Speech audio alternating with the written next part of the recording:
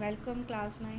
In our previous video we have discussed special features of the cell like the cytoplasm, nucleus, cell wall in a plant cell and plasma membrane. Today we will discuss cell organelles. अब हमने cell membrane के बारे में पढ़ा था। तो cell membrane cell के contents को एक्सटर्नल एनवायरनमेंट से बिल्कुल अलग करके रखती है और ये सेल मेम्ब्रेन का जो नेचर होता है वो सेलेक्टिवली परमिएबल होता है। मतलब कुछ सेलेक्टिव पार्टिकल्स ही होते हैं जो आउटसाइड से इनसाइड या इनसाइड से आउटसाइड मूव कर सकते हैं। Large and complex cells, including cell from multicellular organism, need lot of activities to support their complicated structure and function. To keep these activities of different kinds separate from each other, these cells use membrane-bound latent structure or organelles within themselves. जैसे अब multicellular organism हैं, अब इनके अंदर बहुत सारी chemical activities होती हैं। तो अब वो चलती रहें उसके लिए इनके पास सेल के अंदर कुछ स्पेशल स्ट्रक्चर होते हैं मेम्ब्रेन बाउंड, और उन्हीं को अपन सेल ऑर्गेनेल्स कहते हैं। और ये जो मेम्ब्रेन बाउंड स्पेशल स्ट्रक्चर से ये कैरेक्टरिस्टिक फीचर है यूकारियोटिक सेल का। इसी से अपन इसको प्रोकारियोटिक सेल से डिस्टिंग्विश भी कर सकते हैं। और कुछ ऑर्गेनेल्स तो सिर्फ हमें इलेक्ट्रॉन माइक्रोस्कोप से ही दिखेंगी। We have talked about the nucleus in a previous section. Some important examples of cell organelles which we will discuss now: endoplasmic reticulum, ER भी बोलते हैं इसको, Golgi apparatus, lysosomes, mitochondria, plastids and vacuoles. They are important because they carry out some very crucial function in cell. First, endoplasmic reticulum.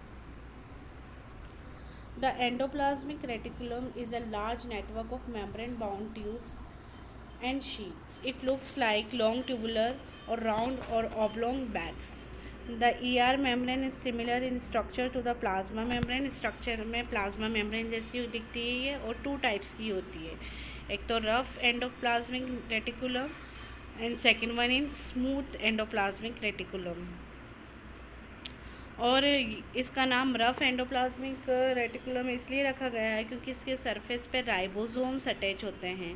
तो इसका जो appearance होता है वो सम हाउ थोड़ा रफ होता है, इसी वजह से इसका नाम रफ एंडोप्लाज्मिक रेटिकुलम रखा गया है। और जो राइबोसोम्स हैं वो साइट ऑफ प्रोटीन सिंथेसिस हैं, मतलब प्रोटीन बनाते हैं ये। The manufactured proteins are then sent to the various places in the cell depending on need using the ER. The ACR help in the manufacture of fat. और जो ACR होती है smooth endoplasmic reticulum, ये fat molecules और lipid synthesis का काम करती है। रफ तो प्रोटीन सिंथेसिस करती है और स्मूथ फैट और लिपिड सिंथेसिस का फंक्शन कैरी आउट करती है। Some of these protein and lipids help in building the cell membrane. This process is known as membrane biogenesis. Some other proteins and lipids function as enzyme and hormones. Although the ER varies greatly in appearance in different cells, it always form a network system. ये जैसे कि आप देख सकते हैं, ये ER 2 तरीके की होगी। ट्यूबुलर स्ट्रक्चर है इसका, एक स्मूथ और रफ़। ये रफ़ पे आप देख सकते हैं इस पे राइबोसोम्स अटैच हैं और ये प्रोटीन सिंथेसिस का काम करते हैं। इसलिए हम कह सकते हैं one function of the ER is to serve as channel for the transport of material between various regions of the cytoplasm और between the cytoplasm and the nucleus. Transportation का काम करेगी, एक तो साइटोप्लाज्म के डिफरेंट रीजन्स में और cytoplasm से न्यूक्लियस में। और दूसरा फंक्शन क्या है? Function as a cytoplasmic framework providing a surface for some of the biochemical activities of the cell. In the liver cells of the group of animals called vertebrates, ACR plays a crucial role in detoxifying many poisons and drugs. या vertebrates में इसका special function होता है। ये आपको 2 cell दिखा रखी हैं यहाँ फिगर 5.6 में प्लांट सेल्स और फिगर 5.5 में एनिमल सेल। तो कुछ ऑर्गेनल्स हैं जो सिर्फ ओनली एनिमल सेल्स में प्रेजेंट होती हैं, जैसे कि प्लास्टिड्स, यह हम अभी आगे पढ़ेंगे। नेक्स्ट आपकी ऑर्गेनल्स है Golgi apparatus। The Golgi apparatus first described by the Camillo Golgi. ये साइंटिस्ट हैं जिन्होंने इसके बारे में बताया था पहली बार। Consist of a system of membrane bound vesicles arrange approximately parallel to each other in stacks called cisterns. जिस स्टैक्स में ये जमे होते हैं उसको सिस्टर्न्स कहते हैं। These membranes often have connection with the membrane of ER, और ER से इनका कनेक्शन होता है, and therefore constitute another portion of a complex cellular membrane system. पूरा सिस्टम बनाता है ये। The material synthesise near the ER is package and dispatch to various targets inside and outside the cell through the Golgi apparatus। So अपन इसका function बता सकते हैं। एक तो स्टोरेज का काम करता है, मॉडिफिकेशन और पैकेजिंग का काम करता है, और कभी कभी शुगर में भी made from simple sugars in the Golgi apparatus, ये भी इसका फंक्शन है। और एक और फंक्शन है इसका, the Golgi apparatus is also involve in formation of lysosomes. ये अभी हम आगे पढ़ेंगे। ये आप देख सकते हैं गोल्गी apparatus प्लांट सेल में भी होगा as well as animal cell में भी प्रेजेंट है। स्ट्रक्चर में आप देख सकते हैं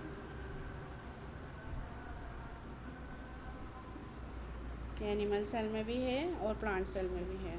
स्ट्रक्चर अलग सेम ही रहेगा इसका। ये साइंटिस्ट के बारे में बता रखा है जिन्होंने सबसे पहले गोल्गी apparatus के बारे में डिस्क्रिप्शन दिया था, तो आप इसके बारे में इनके बारे में पढ़ेंगे। Next topic, next organelle is lysosomes. Lysosomes are a kind of waste disposal system of the cell.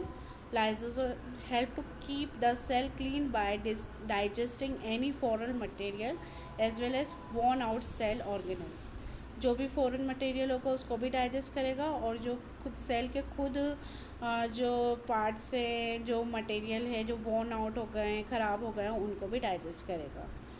Foreign materials enter the cell such as bacteria or food as well as the all organelles end up in the lysosomes, which break them up into the small pieces. Lysosomes are able to do this because they contain powerful digestive enzymes, और इनके अंदर digestive enzymes होते हैं, इसी की वजह से ये उन substances को simpler form में break down कर सकते हैं। During the disturbance in cellular metabolism, अब मान लीजिए सेल के अंदर ही या कुछ प्रॉब्लम हो रही है उसके फंक्शनिंग में। For example when the cell gets damage, अगर कोई सेल डैमेज हो जाता है, lysosomes may burst and the enzyme digest their own cell. इसी की वजह से इसको सुसाइडल बैग्स भी कहते हैं सेल के। Structurally lysosomes are membrane bound sacs filled with digestive enzymes. These enzymes are made by RER, rough endoplasmic reticulum.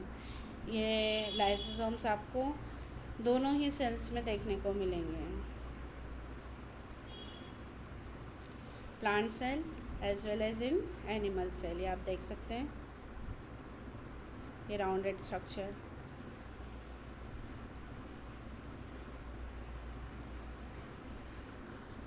Next organelles is mitochondria. Mitochondria are known as the powerhouses of the cell. The energy required for various chemical activities needed for life is released by mitochondria in the form of ATP. और ATP का full form होता है adenosine triphosphate molecules. ATP is known as the energy currency of the cell. The body uses energy stored in ATP for making new chemical compounds and for mechanical work. Mitochondria have two membranes covering instead of just one. या जो mitochondria होगा double membrane bound structure है ये। The outer membrane is very porous while the inner membrane is deeply folded. This fold creates a large surface area for ATP generating chemical reaction. Large surface area इसकी ATP generating chemical reactions के लिए होता है। Next, mitochondria are strange organs in the sense they have their own DNA and ribosomes. ऐसी organelles होती हैं इनके अंदर खुद का डीएनए भी होता है और खुद के ही राइबोसोम्स होते हैं, इसलिए कहा जाता है mitochondria are able to make some of their own proteins. Ribosome है तो ये अपना प्रोटीन सिंथेसिस कर सकती हैं। ये दोनों सेल्स में प्रेजेंट होगी, प्लांट्स में भी और एनिमल्स में भी। इसका स्ट्रक्चर आप देख सकते हैं।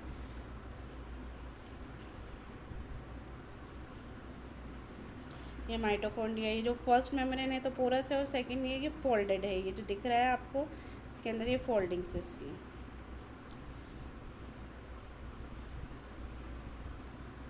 Next organelles is plastids.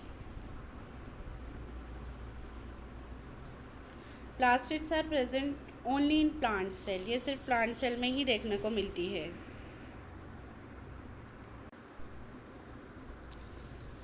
There are two types of plastids, chromoplast. Chromoplast means colored plastids, and leucoplast. Leuco means white या colorless plastids.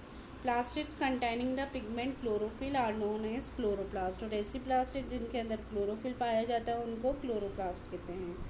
Chloroplast are important for photosynthesis in plant, ये हम जानते ही हैं। Chloroplast also contain various yellow और orange pigments in addition to chlorophyll. Green pigment तो होगा ही, और उसके अलावा येलो और ऑरेंज पिगमेंट्स भी होंगे। Leucoplast are primary organelles in which materials such as starch, oils and proteins granules are stored.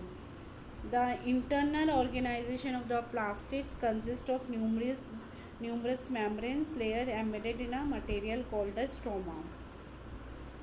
Stroma में जो मेम्ब्रेन होती हैं वो सारी स्ट्रोमा में होती हैं। Plastids are similar to mitochondria. ये भी माइटोकॉन्ड्रिया जैसी होती हैं क्योंकि इनके अंदर खुद के राइबोसोम्स और डीएनए होते हैं।